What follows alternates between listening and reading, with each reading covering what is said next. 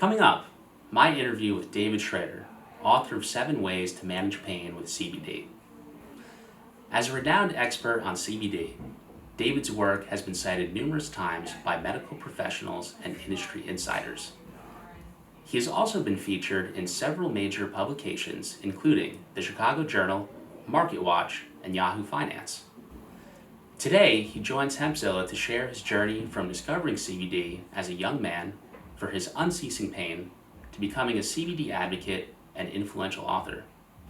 So, sit back, relax, and find out why one formative experience forged a lifelong journey to get the word out about CBD.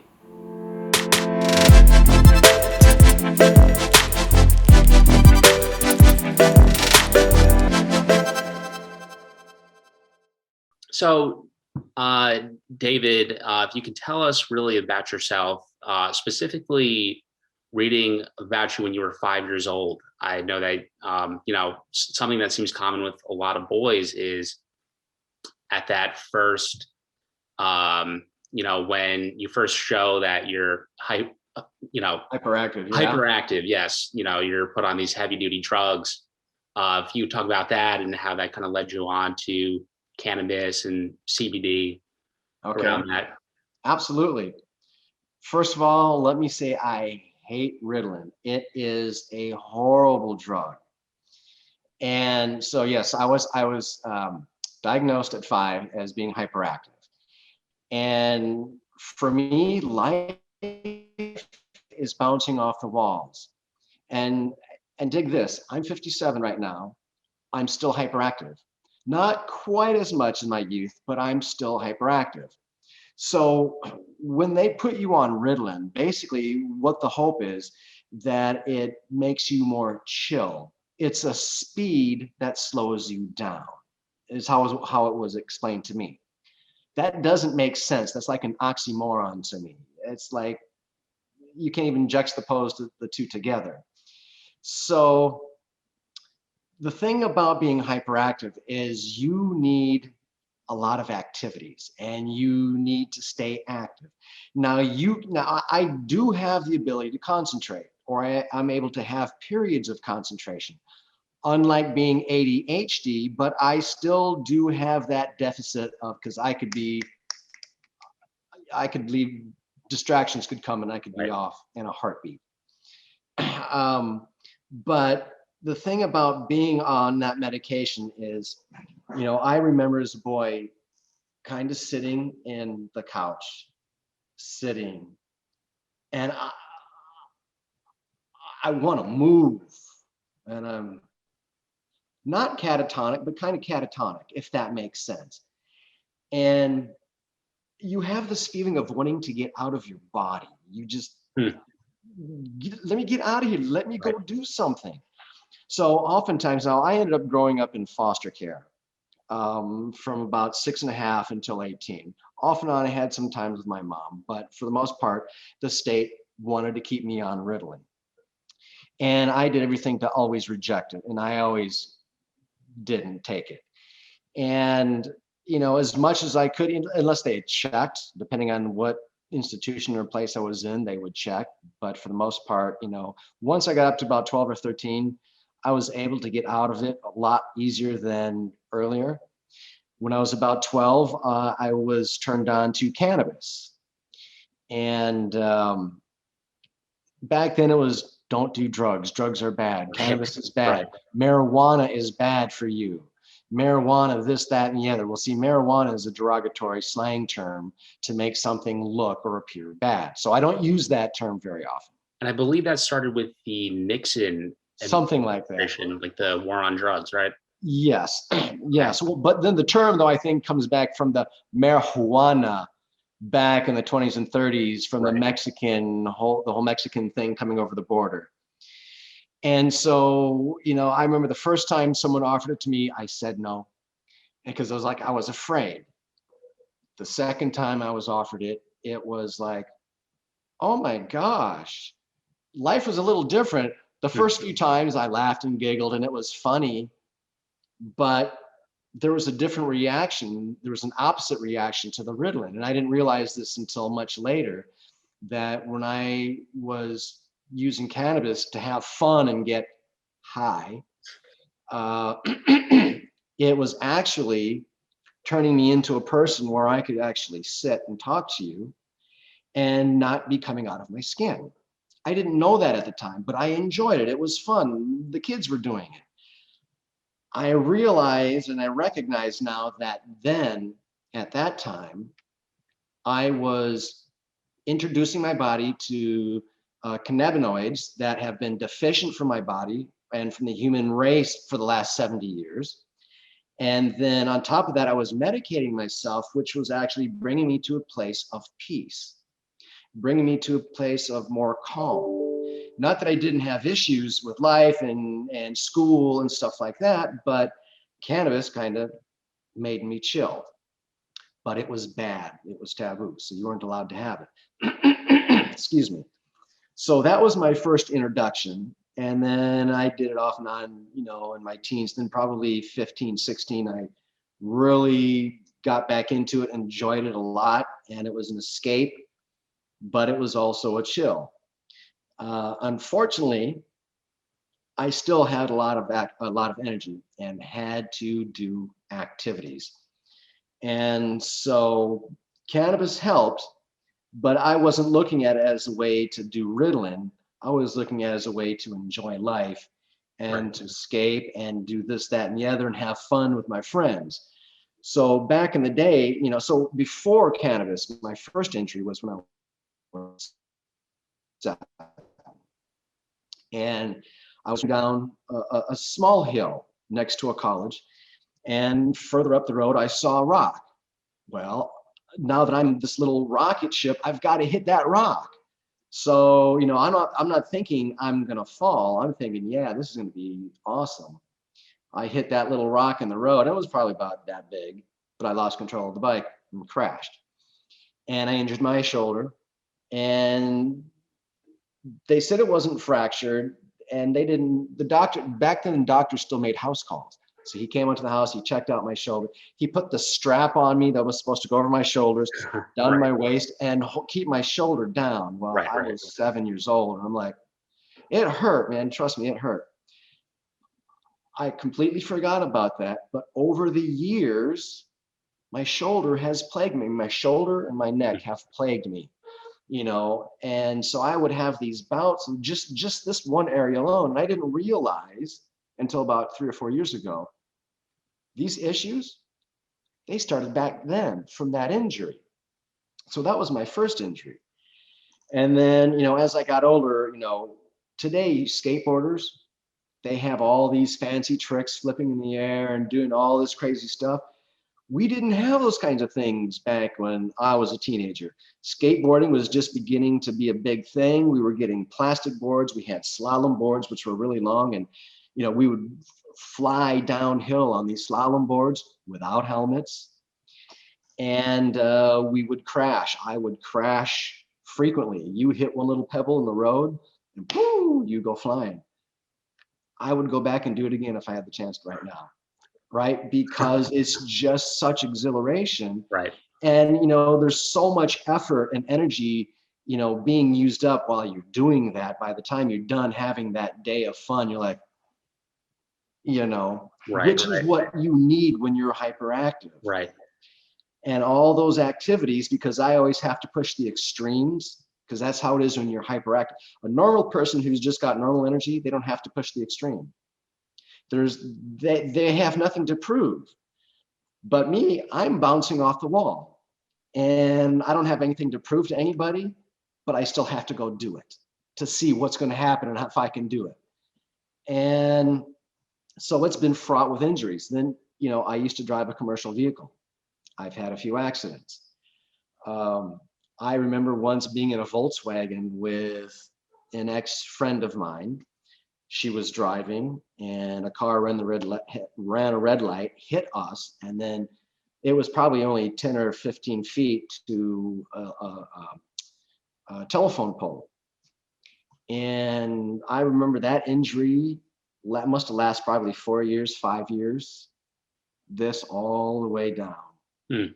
And, so what I tell people is, you have catastrophic events, you have economic events, I have pain events.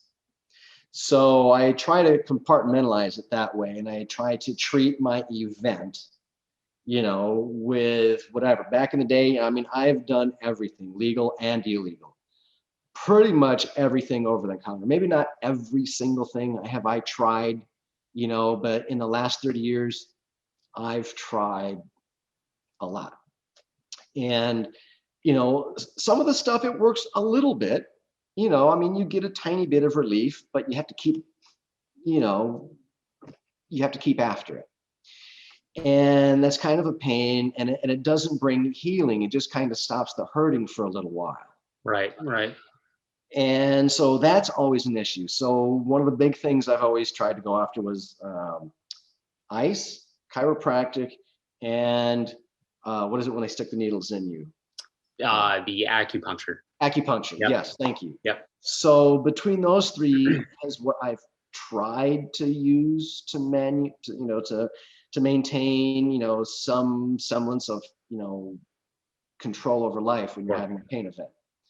Because I discovered that life doesn't give vacations.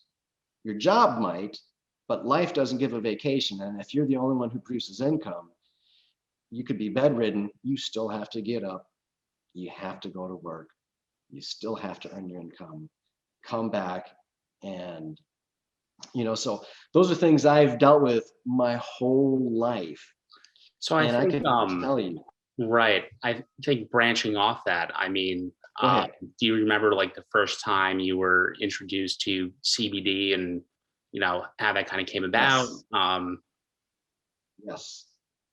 So I was pretty well connected to a lot of people in the cannabis industry. Okay.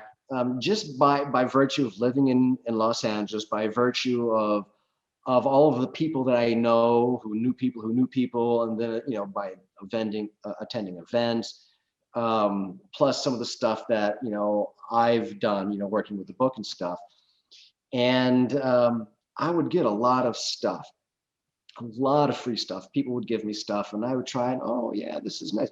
I wasn't trying to take CBD and apply it to a pain, right? I just, I knew about cannabis off and on, using it, throughout my life, but CBD wasn't a thing. I had heard of it, but hadn't tried it. People would give me gummies, people would give me samples of this, that, and the other, and I would try them. Oh yeah, this is cool, this is nice. But I wasn't trying to make a connection until, an acquaintance gave me a pain stick, and he said, so this is for pain specifically, explained a little bit about it. And I'm going to tell you up front, I laughed. I thought it was a joke.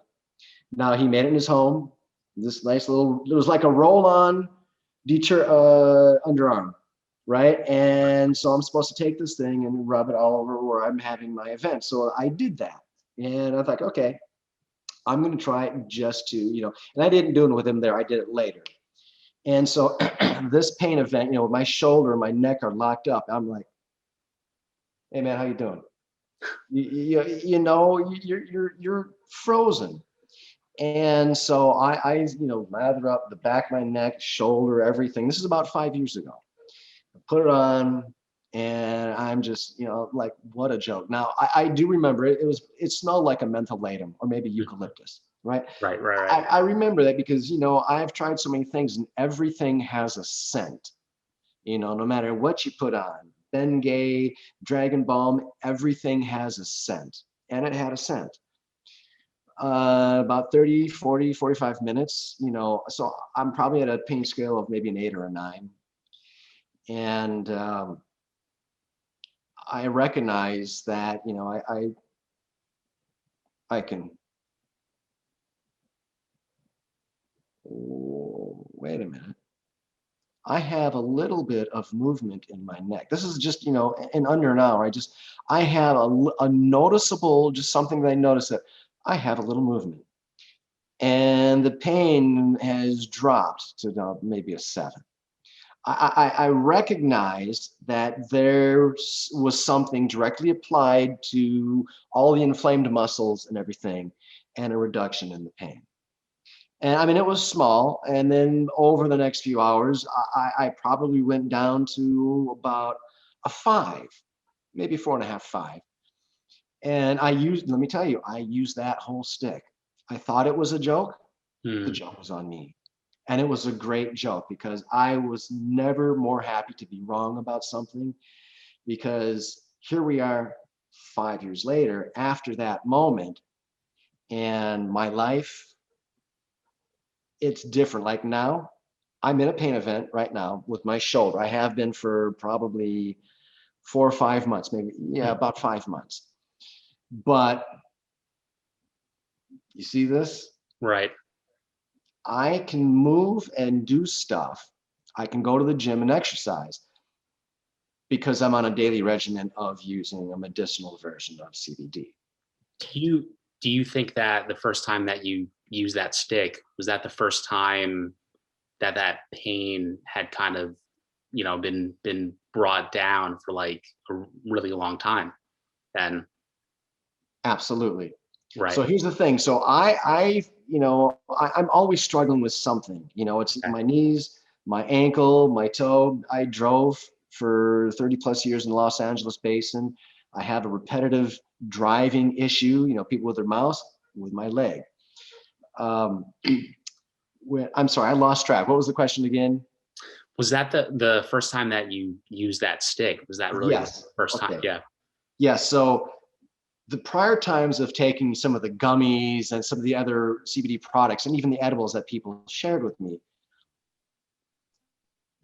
because I wasn't making a connection, I wasn't paying attention going on to my body, but because I applied that with an intent to dealing with pain, is when I first noticed the difference.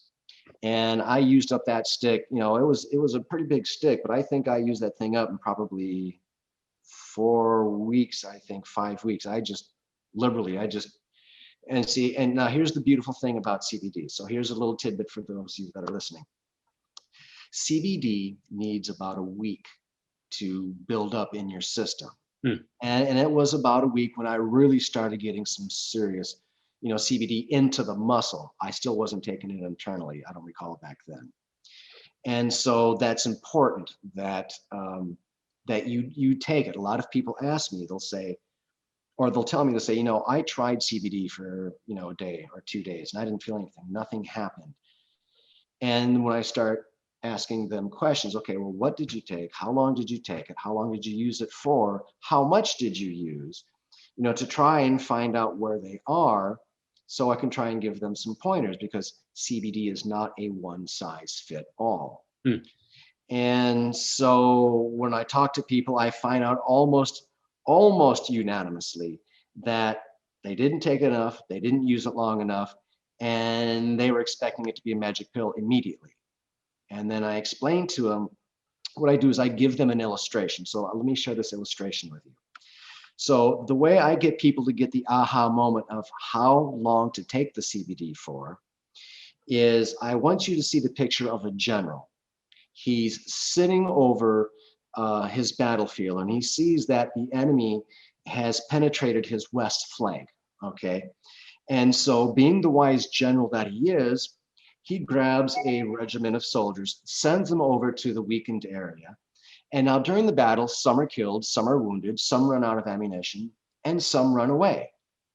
Now, the next day, the general, looking over the battlefield, notices that at the left flank, there are more men there today than he had yesterday. So, in his wisdom, he grabs another regiment of soldiers, sends them over to the west flank. And during that battle, some are killed, some are wounded, some run out of ammunition, and some run out of way. Now, after about a week of sending over and reinforcing that area, the enemy is now on the run Hmm. and he has fortified that area. So, every day that you're taking your CBD, what you're doing is you're sending fresh troops onto your battlefield. You're the general and you're looking over your battlefield. Now, CBD is not a one size fit all, right? So you have to know your dosage. You have to know how many times per day do you need it. Some people might need to take a certain dosage 3 times a day or 4 times a day because CBD wears off. during the battle, some are killed, some are wounded, some run away, and some run out of ammunition. So you have to work with it. And once you find it, it's then you've got your battlefield under control. I'm sorry, what did you say?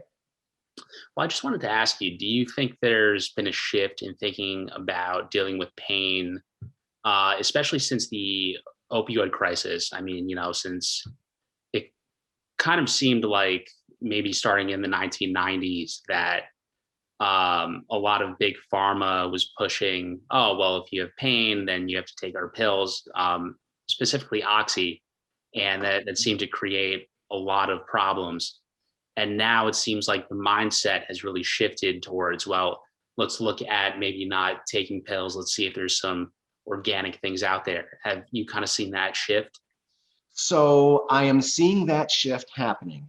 So there's even a study out there that shows that CBD and cannabis helps people reduce and in a lot of cases stop using opioids. Hmm. And so that's just one of the pieces of the foundation that's being used now for a lot of the athletic clubs like the NFL. The NFL just did a thing where they asked um, researchers and scientists and doctors, anybody who wanted to apply, to submit papers to them so that they could look at the research and use some of the research. And they specifically pointed out CBD as a way to possibly do some studies and working with the NFL teams and using non-opioid drugs to help deal with pain. The UFC has done the same thing. They've actually inked a deal with a CBD company in the UK that will now give them CBD or however that's going to work out for them to use. So, cannabis is now legal in those two organizations. They're not going to, you're not going to get kicked out or suspended if you've got THC in your system. Hmm. And that's a good thing. And here's why. Look at CBD as a Molotov cocktail, right? You've got your little Molotov cocktail, you light it and you throw it, it lands, poof, it makes a big flame, burns, leaves a little soot, it's all done. Think of THC as a stick of dynamite. You take a stick of dynamite and you add it to that Molotov cocktail. Now you throw it. Now you've got a crater in the ground. The same thing when you mix THC with CBD. You get a synergistic effect called the entourage effect that has a complete different impact on the body. And it can be in various amounts. So, people might say, well, how do I know how much? Okay, well, you have these variations like a 3-to-1 or a 10-to-1 or a 1-to-1. And when you see that, what that means is if it's a product with THC, that means for every 30 drops of CBD, there is a drop of THC. Right. For 20 drops, it might be 20 drops to 2 drops of THC, or it might be 1 drop of THC to 1 drop of CBD, depending on the illness, depending on what you're fighting. And that Molotov cocktail with that stick of dynamite has a different impact on the body than just having CBD alone. Hmm. So Interesting. yes, there's a huge shift. And now they're recognizing that THC is not necessarily a bad thing. And it's going to spread to other athletic organizations. Will it go into a college? I don't know. I haven't heard that yet. But there is a shift moving away from opioids. Now, the bad thing is doctors still get rewarded for pushing drugs. Big Right. Pharma, rewards them with stipends, with dinners, Yep. with travel, with a variety of things.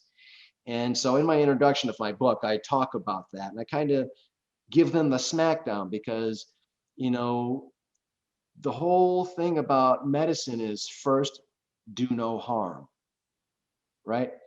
What is pharma doing?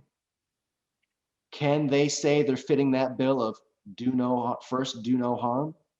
Or is it first, let's pay our pocketbooks and then we'll worry about the rest? So I think that's a fascinating take. I was going to ask you, why do you think healthcare professionals have been so reticent to really prescribe CBD or other organic things out there? Two reasons. No, it really still boils down to one reason: lack of education, Hmm. lack of knowledge, lack of understanding. I used to tell people, if you're going to take CBD, if you've got prescriptions, go talk to your doctor. No, no, no, no, no. Don't talk to your doctor. I don't mean that in a bad way. I mean, talk to a cannabis doctor who understands about the differences between taking cannabis and mixing with prescriptions. And, CBD, it's such an important chemical molecule for the human because it has such a dramatic impact. And so does THC. And healthcare professionals don't share or can't share because they don't understand. It's lack of understanding. And so when I tell somebody now to go talk to a cannabis doctor, the cannabis doctor will say, okay, so you've got knee pain. Let's try 25 milligrams of CBD, and let's try a topical, and let's see if we can do a multi-front war on your pain, and let's see what happens, right? But most of the medical professionals, they don't know.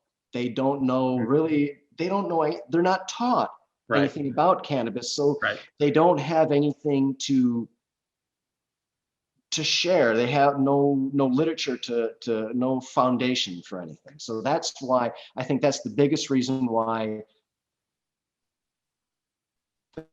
they're afraid to share.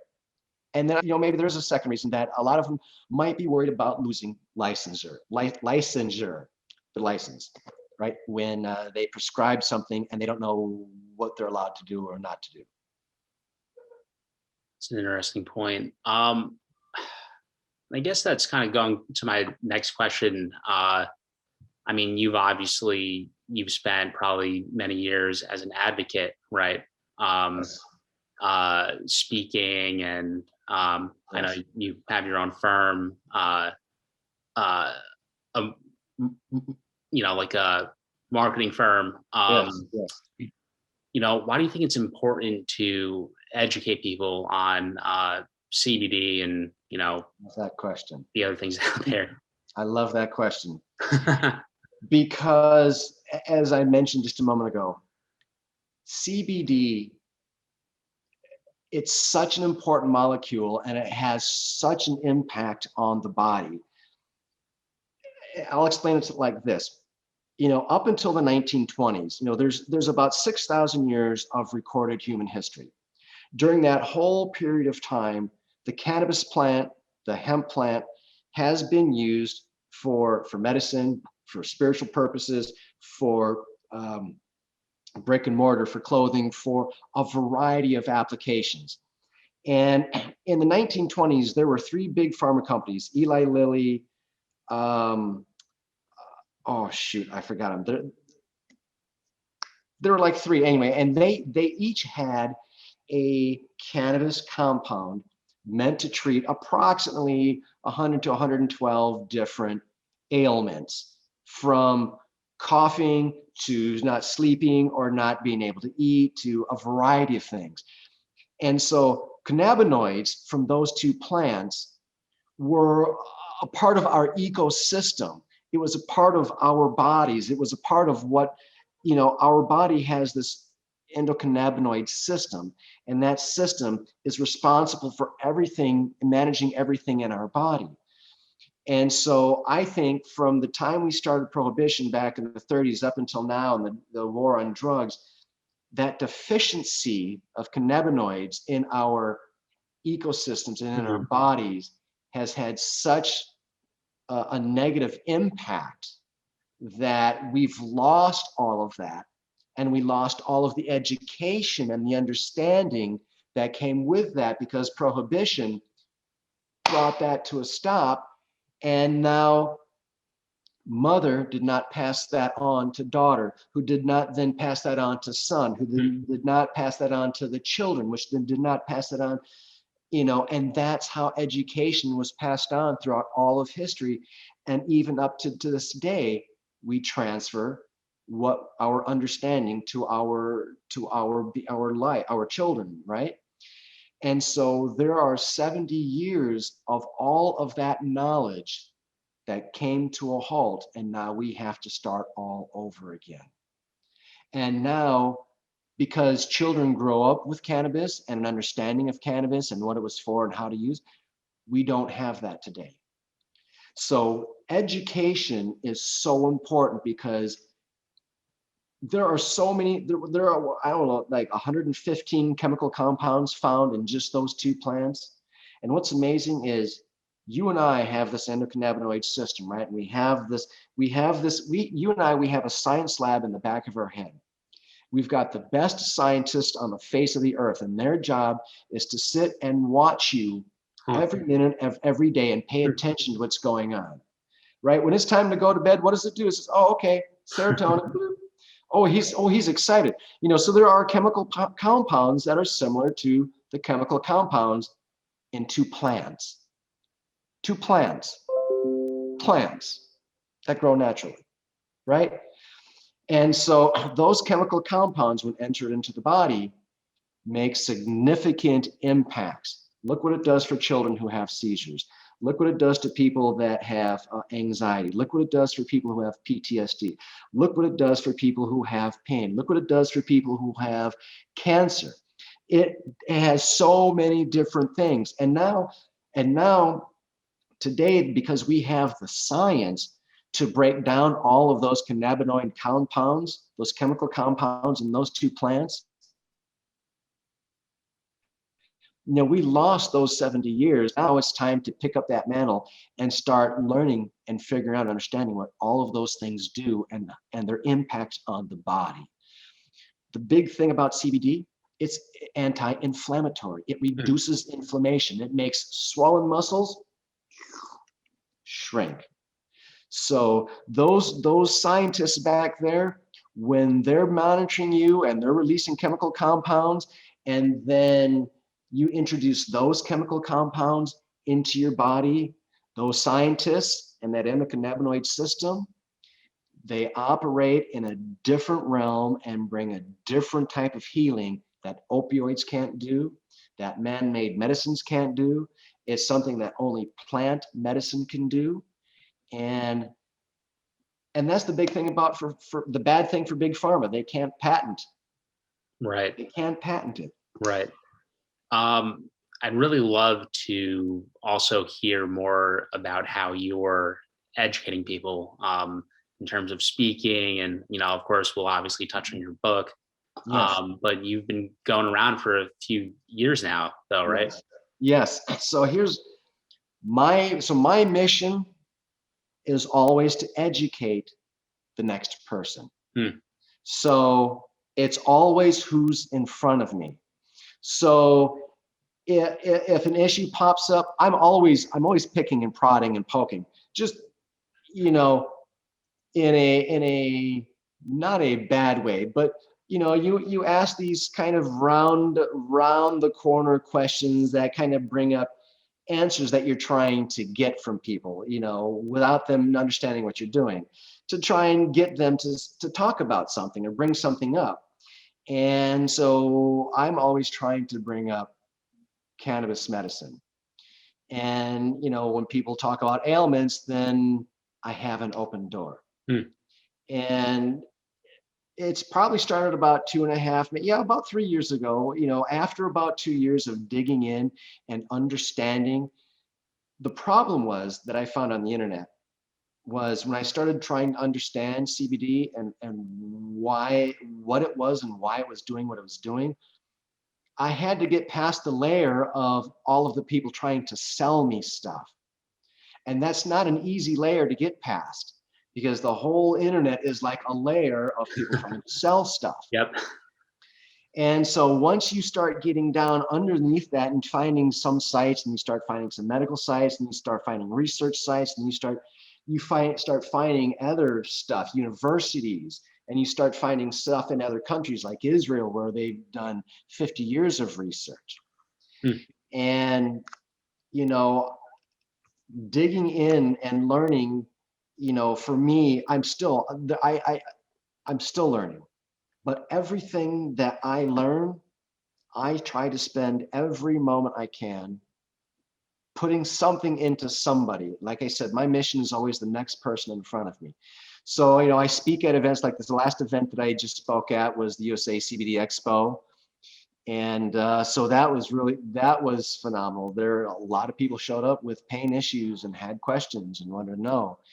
And then there's another there's another CBD expo company out there that saw my book and asked me to come and speak. So I've got a couple of things working the line for them, that I'm working on. And then I've worked with some people in South Africa to educate some people in South Africa, which is really cool. And then I've got a lady, Awesome. actually, there's a couple ladies in the UK as well, so everywhere, it just, everything for me, I always look for an open door. So it doesn't matter if I'm on the stage or if I'm, on the bus. Right. I was in the airport at Atlanta, and I'm listening to people, talking to people, and I'm looking for open doors, just to share the gospel of CBD.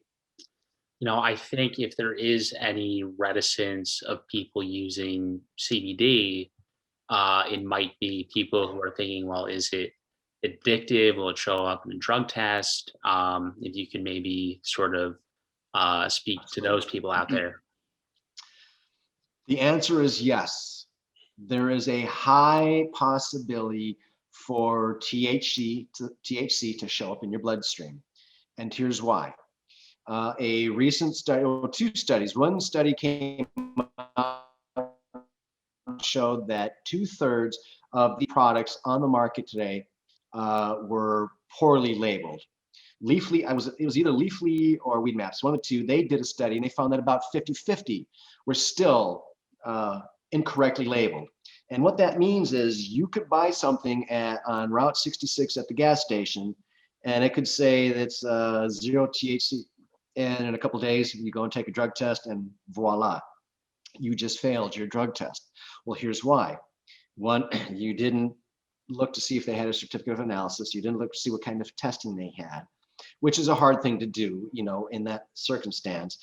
But then you need to know what you're buying, and you need to know and have a little education and understanding about CBD. And so I believe that 2/3 of the products on the shelf today are still incorrect. I think it's 2/3. I don't think it's 50-50. And there was a lab up in New York that did a study and found that there were a lot of CBD companies that had only as little as 2% in the bottle. Wow. And that's, it says it's got 50 milligrams or 1,000 milligrams, and there's only 2%. I'm like, what's wrong with this picture? So the CBD, where you get it is important. Why or how you acquire it is important. I'm sorry, I was going to make a point. I lost my point because I got off of my tangent. Remind me of the question again so I can finish that. So I think a lot of the reticence out there from consumers is CBD addictive, like maybe marijuana may be for some people. And showing up in your drug test. That's Exactly. right. Okay, so no, you don't have to worry about it being addictive. It's not addictive. If you have an illness, you want to acquire the habit or a routine of using it, right? So that's important. So that becomes kind of a habit, but not an addictive habit. But there is a probability that if you're using a full spectrum CBD oil, that yes, you could fail a drug test. People are failing drug tests. So it's important that you understand what you're buying when it comes to, the type of CBD, if that answers the question. What do you think consumers should look for in a CBD brand? In a CBD brand? Okay, so if you're going to look at a brand, there's a few things that you really want. You don't want a label that's so small that you can't read it. Right. Because if the label is fuzzy, That's a problem. That's a red flag.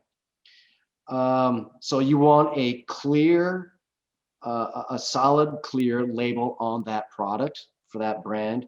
Um, the higher quality brands are now adding batch numbers to their product and to their COA. So a batch number, basically what that does is if I've got this pen, right, and it was manufactured on 4th of July, 2020, and I know that there's a problem with it, there's a batch number. I can follow that batch number and say, oh, okay, this thing was manufactured on that day by such and such company, and now I know where the bad stuff came from. So, or good stuff or whatever. But so the good companies or good brands will have a batch number on everything. They put it on the product label. They put it on the product, not the label, the packaging, and they also put it on the certificate of analysis. So that's an important thing. Another quality thing you want to look for in branding is the packaging. You know, packaging is everything, and you want to see as much info on there. Another good thing that some of the oil manufacturing companies are doing on their packaging is putting what's called a QR code. So the newer phones today, you can just turn on your camera and you can face it at the QR code and it will pop up. The newer iPhones and the newer Notes and Droids will pop up and will send you to the link that's in that QR code so that you can look at generally the certificate of not authenticity, your COA. I mean, you want to look at, it's your testing results. You want to see, you know, how much THC is in that product, how much CBD, the various types of CBD, CBN, CBG, CBA, the different types of cannabinoids, you know, other things like terpenes. You want to know about were there metals in the plant, like pesticides. You know, you want to see all zeros in those columns in the testing result, right? So that's the thing about, you know, cannabis and doctor medicine. Doctor medicine, they already have the information, they already have the training, and then they just figure out, okay, take 2 aspirin, call me in the morning. Okay, that wasn't enough. Take 3 aspirin, call me in the morning. You know, there isn't a one size fit all, so we have to figure it out for ourselves individually or with the help of a medical cannabis professional, right? So that's important that, you know, those are the things you want to find in a brand, that they will do those kind of things. And the other thing is they will also give you a way to contact them. They will not make you have to jump through hoops, right? So, I mean, there should be a toll-free number for you to call or a phone number. I mean, if you got a cell phone number, we don't have long distance charges anymore. So that's another important thing. You want to be able to contact them and ask them questions. And you also, you know, the best companies also offer a refund. If you try the product and you didn't have anything, it didn't work, or you didn't like it, or it was bad, they have a refund policy. Most of them don't, you know, but really good ones, if they really care about you as the consumer, they're going to bend over backwards to exceed your expectations. That's what the good companies do. They try to exceed your expectations. So that's what you want to look for in a good brand. So I think delving into your book, I mean, it's a book that I'm really dying to read, a book that's gotten numerous medical endorsements. Yes. 7 Ways to Manage Pain with CBD. Yes. I think it's a book that a lot the industry are talking about. How did that process start? I didn't want to write a book. That was that was the furthest thing for me to do. I had no intent, or I didn't get into CBD to write a book. I just wanted relief. You know, I like I did. You know, when I was working on the book, I did a really stupid thing. You know, I'm walking down the alleyway by where I used to live in Los Angeles. And so there's like a little, if you remember playing kickball, you have those little Oh rubber yeah. balls, and there's a ball there. And I know that as it's sitting there, that there's a little lip though in the cement. And I think, okay, you know what? I can still kick that and not kick the cement. Guess what I did? I kicked the cement. Oh, that idea. So that pain, the first thing I did is I'm like shoving down gummies, I'm taking oil, and I'm using these topicals. And I've got, so I've got like, these are like my notes, right? These are all notes that I've got, Right. and I've got over like 2 years of stuff. I had all these notes of things that I've tried and things that I've done and different ways to use, CBD. And I go out and I do something stupid like that, all right, where I know I'm not going to kick the cement, and I still kick the cement, and I hurt my darn toe socket. It still hurts right now, believe it or not. And I always try to go after that. And so I use my own material to figure out how I'm going to attack things. And then it's like, well, I've got so much stuff here. I'm already telling people, why don't I take what I know and show them the various ways that they can use CBD for pain. Hmm. So I came up, I figured out there were 7 different ways of using CBD in various forms. And so for me, taking CBD oil helps a little bit. But when I take CBD and a topical or gummies or a tincture, I get a better effect and reduction in pain. And I get quicker healing, when depending on what I do to myself. And so it came about from just having just papers, stacks of papers of stuff that I had written down and researching and trying to find, and in my bookmarks that I had found on the web. And I kind of knew a lot of stuff, and I thought, well, let me put something together that's a little different. Everybody says it's different. It's completely different because it's highly graphic. And so I made it very pictorial, very graphic, with a lot of, so there's no mistake what you're looking at, and when you get a copy, you'll see, and I can't wait to get one to you. And so that's kind of how it came about, is that event, going to my notes to figure out, okay, so, what do I got here? What should I do? And I ended up coming up with the book. And yeah, so never in a million years, never did I think I would write a book. Never would I think I would do a how-to, especially in something as hot as this. And I never, ever thought that it would meet any level of excellence or a standard, for a doctor to read it and say, wow, I would recommend this to my people. I would recommend this is what doctors need to read. So one doctor said, you read this book, you'll be years ahead of other doctors. Which, so what happened with the book is it's about a 45-minute read, depending how fast you read. It's about a 45-minute read. You will know what CBD is, where it comes from.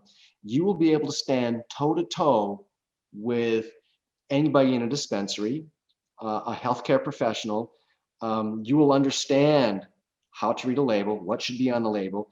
You'll know about what a COA is, what the testing is. You'll know how to look. I actually had a lab from back east write that chapter for me on reading a testing result for a CBD product. And now it's still kind of technical, and I broke it down. And so that's kind of the book in a nutshell. It tells you everything that you need to know. It tells you what state CBD is legal in and what couple states CBD is not legal in. So with the hemp bill, when President Trump signed the hemp bill, it gave the states the right to decide what they're going to do with hemp and CBD.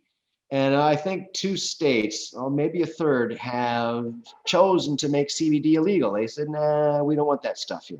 Yeah, I think Iowa and Idaho, maybe. Yeah, that Yeah, might be. I sounds don't familiar. recall off the top of my Yeah, head, but yeah. So that's kind of, what the book is. It will give any patient the ability to know what they're talking about. And once they read it, ain't no snake oil salesman going to take advantage of them. It's just not going to excellent, happen. awesome. Yeah, I'm not someone who's a fan of very broad questions, but here's a broad question for you. lay it on me. What do you think the future of CBD is? Do you think it's something that really grows, becomes very mainstream? That's another excellent question. That's really not that broad. Let me tell you, the future of so I try to refer to it now as cannabis medicine. It's CBD, yes, it's THC, but I like the cannabis medicine. Hmm. And the reason why I like the medicine, so I I'm I I'm closely in touch with lots of manufacturers, several researchers, several doctors, and there's one organization out there, Holliger Technologies, I'll talk about them, who it's not a CBD oil for him, right? So he's been researching CBD for almost 30 years. He's the one who made the breakthrough with nanotechnology and CBD. They call him pot patient zero, meaning he's the first known person to use cannabis and to heal himself from cancer. And so Hmm. he has um, a different medicine. Basically, so he uses nanotechnology and he uses a variety of other things along with his CBD. And because it's for a health of the body, health maintenance. So I can tell you this, that starting January, this particular gentleman and his research, the state of Florida is going to use him. They're already setting up a facility for him, and they're going to use him and they're going to use his medicine for cancer research. And there may even be a possibility of doing some sports research in there as well. And so it's a fantastic opportunity. So the future of cannabis medicine is going to be huge. There's going to be greater understanding of the other minor cannabinoids. There's going to be greater understanding of how the application and the mixing of these and other botanicals, other plant medicines, other plant herbs and stuff. Plant medicine is just so powerful when used properly with knowledge and understanding. The future of cannabis medicine is going to be bright. And I think, Florida is going to be leading the way to show that, there's more to this than just what meets the eye. There's a reason why cannabis should not be illegal. It should be descheduled. It should be allowed to be given to the people. They should be allowed to have it. Now, if you want to tax, okay, I get it. It's like alcohol or whatever, there's something there for that. But, you know, the cannabinoids of those plants impact the human body in such a way that it brings health, it regenerates life, it brings healing. And I mean, look, there's a study that just showed that CBD in mice heals bone fractures twice as fast. And I know that it has the same impact on human bones. I'm not a doctor, so I'm not giving you medical advice, but the research is coming out and they're showing how powerful this plant is, or these two plants, hemp and cannabis, are. So that's really not a broad question. That's really an important question, because the future of what's coming for cannabis medicine is going to be huge, and it's going to be impactful in so many ways. I mean, I can't even fathom. I mean, I know I met the gentleman who's doing and he's got medical studies right now for using a CBD product mixed with some other things for IQ and for mind and for the brain, you know. Unbelievable. So you've got that's being worked on. You've got stuff that's being worked on for cancer. Man, the future is bright. If we could just get Congress to get off their butt, and I mean, look, they hold patents. They, Schedule 1 says there's no medicinal benefit to these drugs, so they're illegal. Yet they have a patent that shows that it heals people.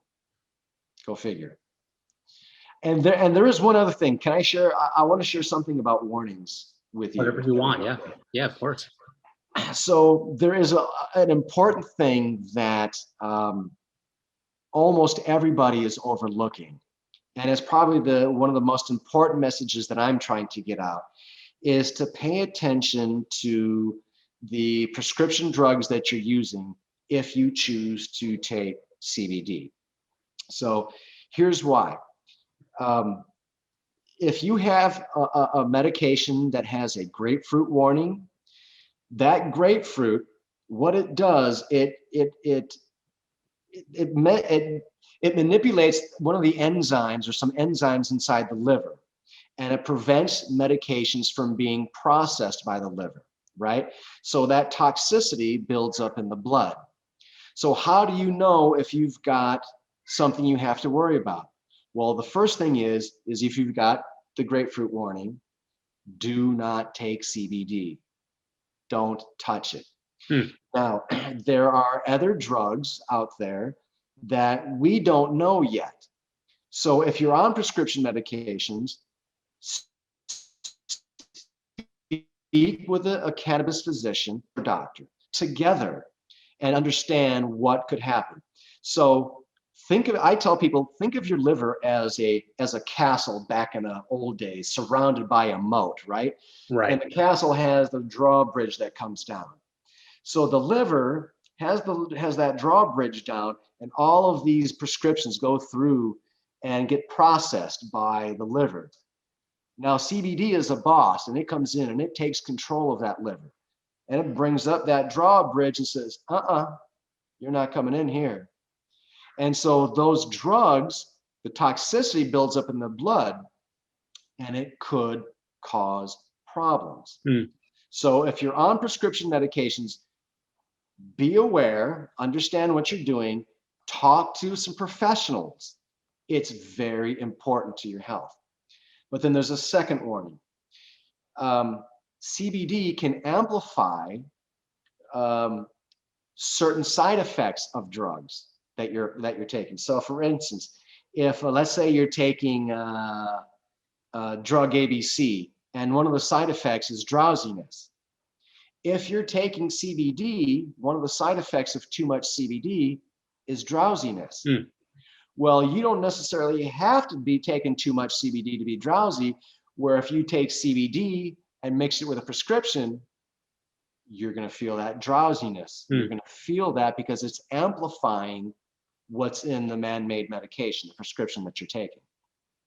So that's something that you want to pay attention to as well. So some of the side effects can be dry mouth. If you take too much, it can give you diarrhea. It can cause you to be drowsy. There may be taking too much oil obviously is not good for you at one time. And then there are some side effects that we still, just because of lack of research, we don't know. So for those of you, seniors, people who are taking prescription medications, please talk to a cannabis doctor or even a cannabis pharmacist. Cannabis pharmacists, they know a great deal about the interactions between drugs. So that's really important. So I just wanted to share that warning. Absolutely. It's so important that we pay attention, because today, man, life could be beautiful, and all of a sudden we've got a problem. Well, my CBD will help. Oh no, it's caused by the CBD. So I think just like the final 60 seconds here, you have like a message to people who might be on the fence, or people who maybe they just need that extra, swaying, the floor is yours. If you have anything else to say, a final Absolutely. message. If you have an illness, if you are struggling with physical pain, chronic pain, high impact chronic pain, chronic regional pain syndrome, if you're dealing with these types of pain, if you're dealing with anxiety, if you're dealing with PTSD, if you're dealing with a variety of ailments and issues, don't let what you hear about the bad CBD oil on Route 66 gas stations scare you away. The truth is, if you spend a little time getting to know and understand cannabis medicine and CBD, when you have a little bit of knowledge, you're a powerful person, and you can do a lot for your health. You can do a lot with these two plants to change your life for the better. Don't be on the fence.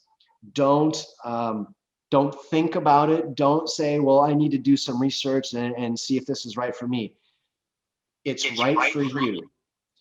What I want you to do is to jump into the pool and see for yourself. Now, obviously, the very first time when you try it, you're going to try it to make sure that you're not having an adverse side effect or an adverse reaction. Once you know the answer to that question and you don't have anything adverse, just from taking it, jump in, learn, take it, try it, use it, get help, let somebody guide you. There may be a cost involved, but I promise you, maintaining health is a lot cheaper than paying for illness. So if anything, please jump off that fence, get into that pool, wade through it, and do it. David Schroeder, thank you so much for being on. And your book, 7 Ways to Manage Pain with CBD, that's available wherever books are sold. Yes, and you can buy it on Amazon.com, Walmart.com, BarnesandNoble.com, and my website. Perfect. TheCBDwriter.com. Well, I think you're going to have a lot of readers, especially me.